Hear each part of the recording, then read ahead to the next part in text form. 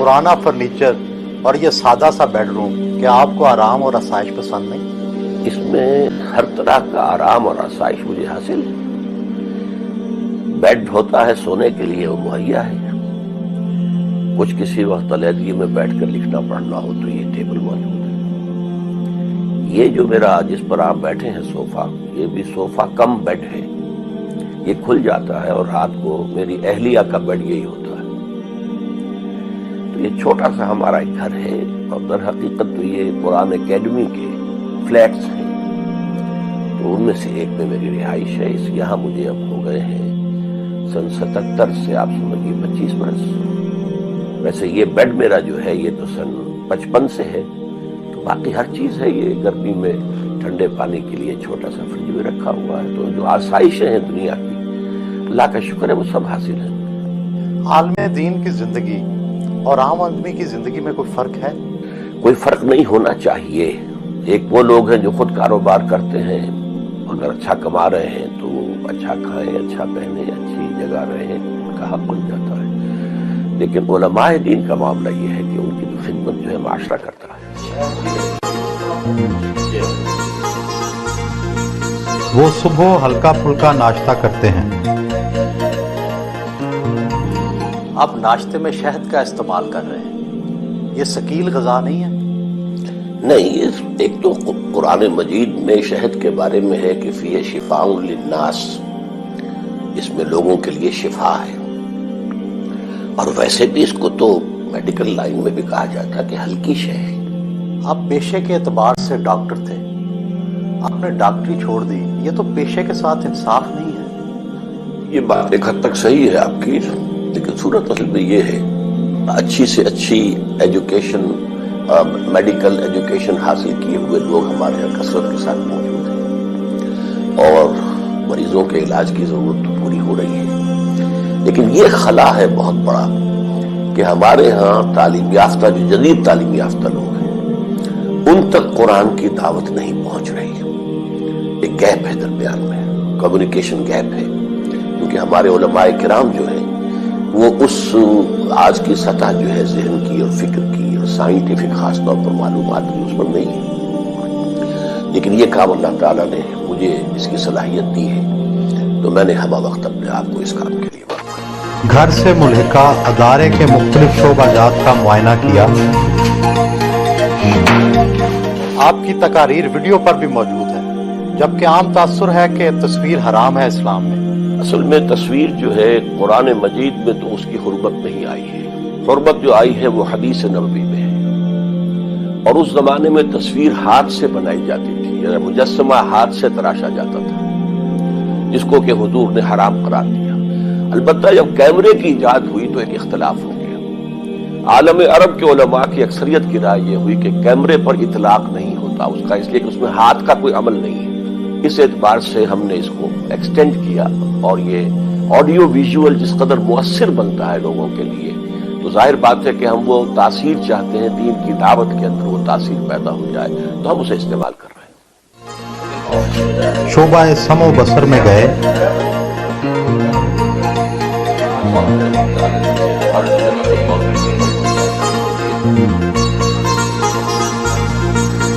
और तीसरा कोर्स हमने शुरू किया तर्जुमा का कोर्स बच्चों के लिए, उसकी तो आपके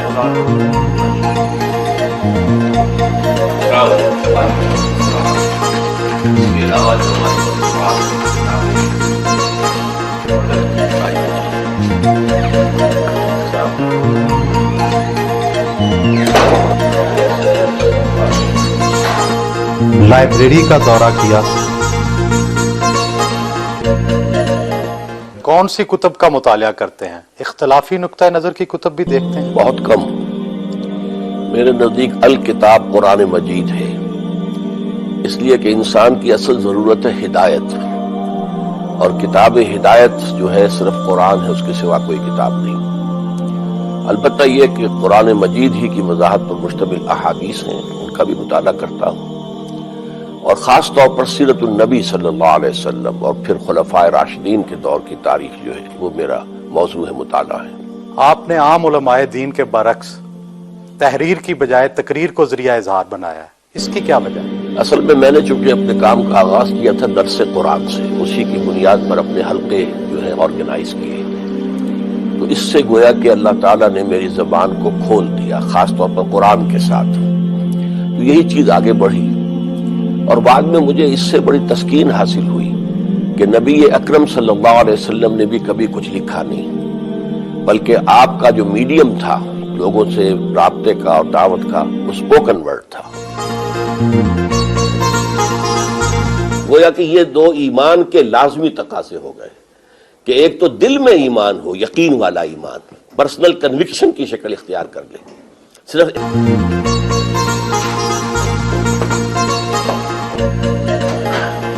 دفتر گئے جہاں پر دفتری امور کا جائزہ لیا،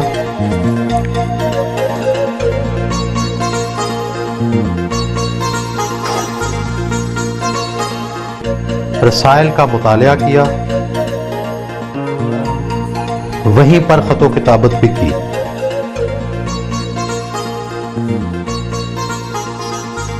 آپ کے زیر نگرانی کتنے مدارس، مساجد وغیرہ چل رہے ہیں؟ ہمارے زیر نگرانی کوئی مساجد اور مدارس نہیں ہے، ایک قرآن اکیڈمی ہے، ایک قرآن کالج ہے جس میں ہم گریجویشن کراتے ہیں لوگوں کو، لیکن عربی اور قرآن اس میں ہم نے لازم سبجیکٹس رکھے ہیں۔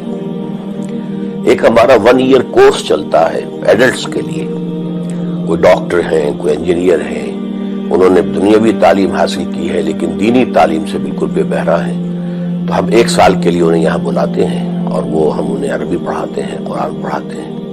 باقی ہم نے کوئی علیحدہ سے مساجد کوئی تعمیر کرنے کا اپنا منصوبہ نہیں بنایا۔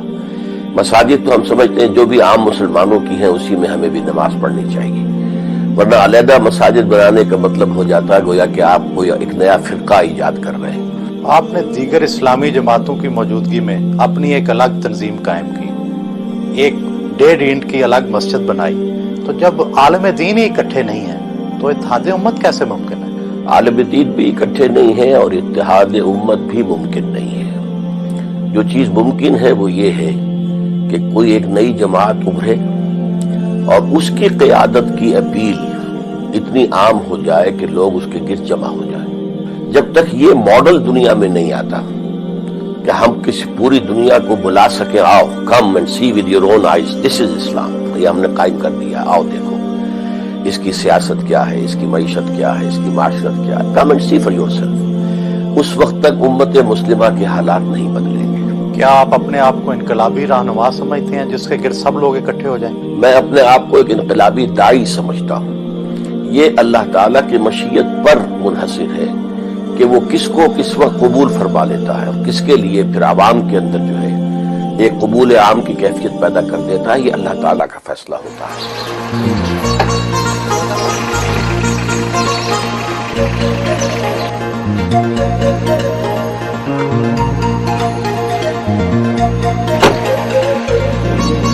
ایک اسلامی معاشرے میں مولوی کا کیا کردار ہونا چاہیے؟ اصل میں ہم نے اسلامی معاشرے میں مولوی کو ایک پروفیشن کی حیثیت دے دی ہے۔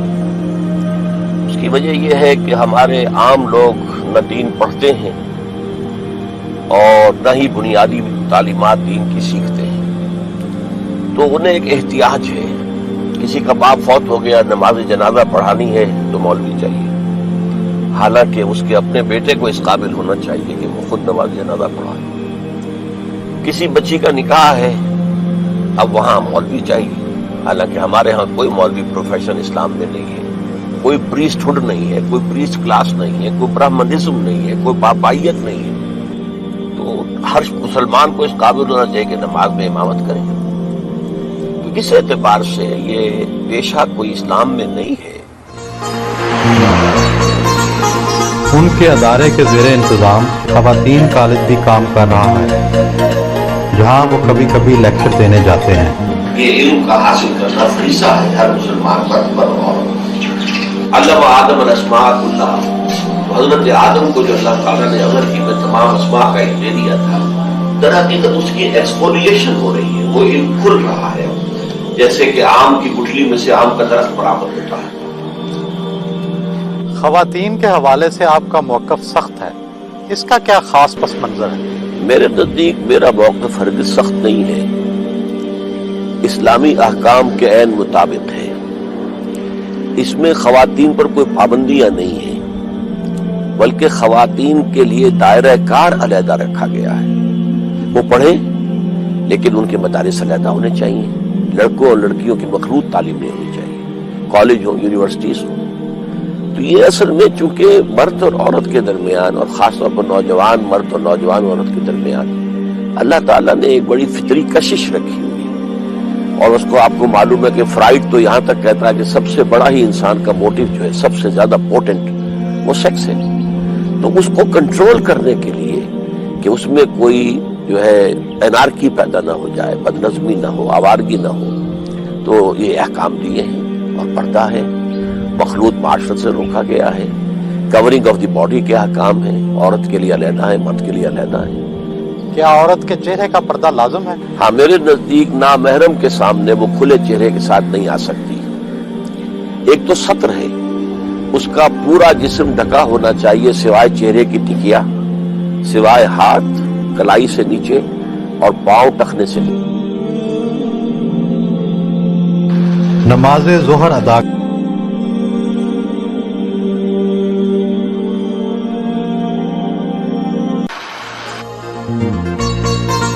کالج کے ساتھ ہی ان کی بیٹی کا گھر واقع ہے. نواسے نواسیاں ان سے ملے.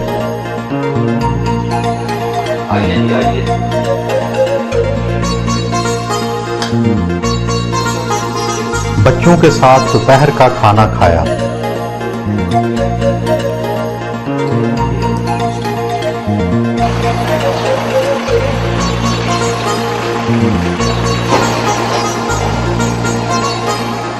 آپ کی شخصیت میں کافی سختی نظر آتی ہے.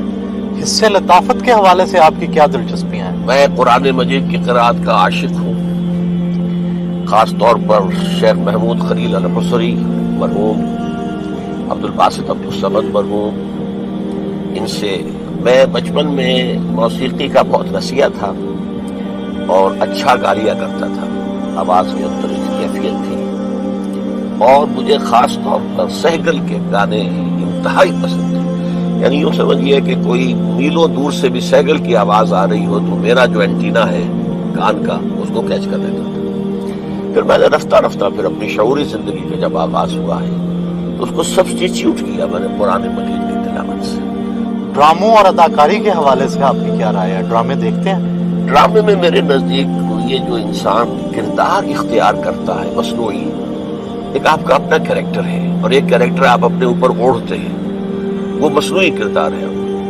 میرے نزدیک اس کے نتیجے میں اس اداکار یا اداکارہ کی اپنی شخصیت ختم ہو جاتی ہے. تو انسانی شخصیت بڑی قیمتی شے ہے، اسے ریزرو ہونا چاہیے، ڈیولپ ہونا چاہیے. میرے نزدیک سینما یا ٹیلی ویژن کا اصل رول جو ہے وہ ہونا چاہیے واقعات کی عکاسی. کوئی واقعہ ہوا ہے اس کو آپ ڈاکومنٹریز کے ذریعے سے اور ایجوکیشن کے پرپزز کے لیے اس کو استعمال کیا جائے.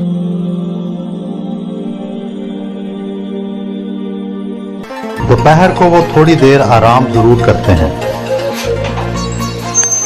آپ کی تربیت مذہبی گھرانے میں ہوئی، کیا آپ گھٹن محسوس کرتے تھے؟ دین پر عمل کرنے میں تو کسی قسم کی گھٹن نہیں ہے، لیکن دین کے معاملے میں جو ایک شدت پسندی یا سختی ہے وہ کبھی بھی نہیں ڈاکٹر صاحب کی طرف سے رہی. انہوں نے کبھی بھی ہمیں اس معاملے میں سختی نہیں کی، بلکہ ایکسپیکٹ کیا ہے کہ ہم جس طرح انہوں نے باعمل زندگی گزاری ہے ہم کرتے ہیں. And the reason why I believe it is important that we hold firm to the course that we have set out. اپنی جماعت کے ارکان سے ملاقات کی اور تنظیمی امور پر صلاح مشورہ کیا. آپ کی قائم کردہ تنظیم اسلامی کے امیر آپ کے بیٹے اور اس کی ناظمہ آپ کی اہلیہ ہیں، کیا یہ اقربا پروی نہیں ہے؟ یہ اقربا پروری تو اس صورت میں ہوتی ہے اگر ان دو عہدوں کے ساتھ کوئی منفعتیں ہوتی، کوئی تنخواہیں ہوتی، کوئی اور اس طرح کی چیزیں ہوتی. صورت اصل میں یہ ہے کہ میری اہلیہ تو جب سے یہ قائم ہوا تھا حلقہ خواتین اس وقت سے ناظمہ، اور صحیح ترین صورت یہی تھی کہ تنظیم اسلامی کے اندر خواتین کا حلقہ جو ہے اس کی ناظمہ جو ہے اگر اہل ہوں میری اہلیہ تو انہی کو ہونا چاہیے تاکہ میرے ساتھ رابطہ ان کا کانٹیکٹ جو ہے وہ صحیح رہے. اور ظاہر بات ہے کہ ابھی تنظیم اسلامی کی جد و جہد کسی حکومت کے بنانے کے تو آس پاس بھی نہیں ہے کہ کوئی لالچ نظر آتا ہو کہ اس طریقے سے حکومت کے اندر کوئی حصہ مل جائے گا. ابھی تو بڑی لمبی جد و جہد ہے اور اس میں قربانیاں ہی دینی ہے. تو اس کے اعتبار سے اس کے اندر سرے سے کوئی حرج نہیں ہے کہ بیٹے کو نامزد کیا جائے. انہیں بچوں سے بہت پیار ہے. شام کو پوتی اور پوتے کے ساتھ وقت گزارتے ہیں. آپ کو اپنے والد کی کون سی خوبی پسند ہے اور کون سی خامی نظر آتی ہے؟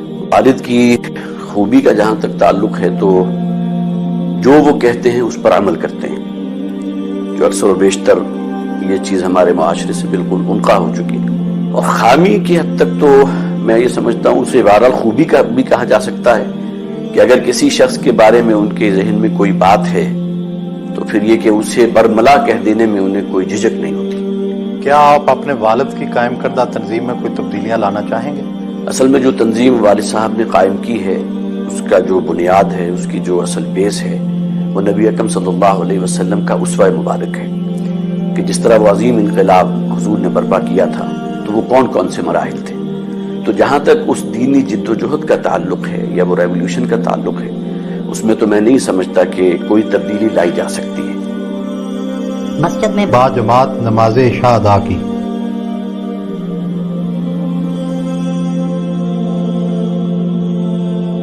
آپ کے اور آپ کے دادا میں 2 جنریشنز کا گیپ ہے، تو خیالات میں بھی فرق ہے؟ نہیں، خیالات میں اس طرح تو فرق نہیں ہے کہ کیونکہ ہم نے جو بھی حاصل کیا دینی حساب سے انہی سے حاصل کیا ہے.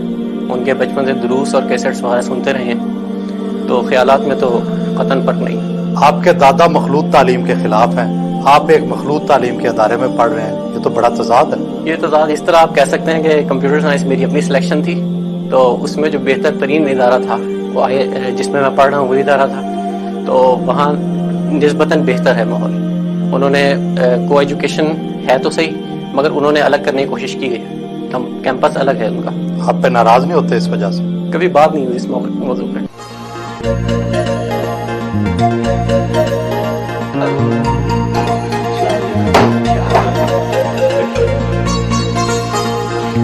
رات کے کھانے کا انتظام ان کے بیٹے کے ہاں تھا.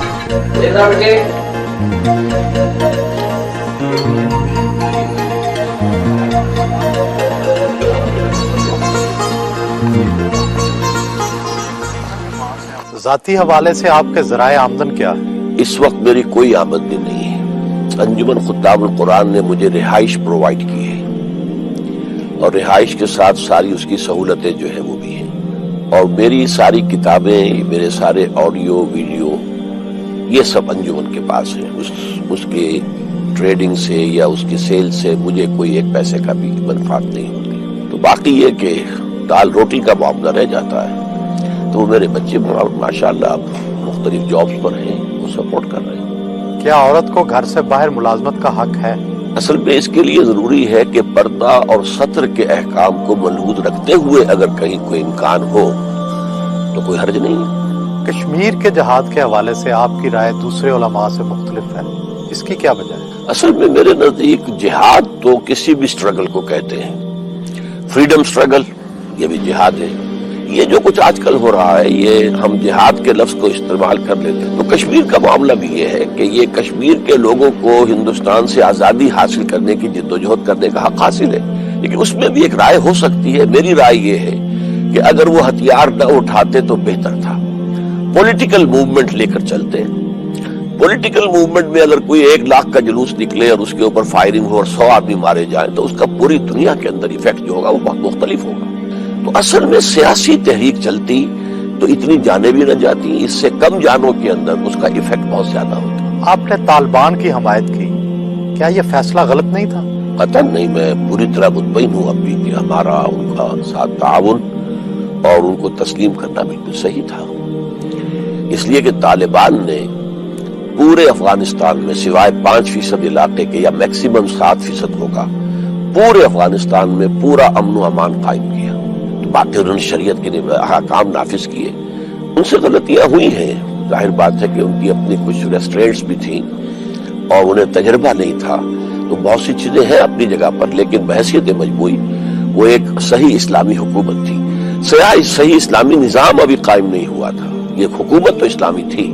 آپ نے جماعت اسلامی کیوں چھوڑی تھی؟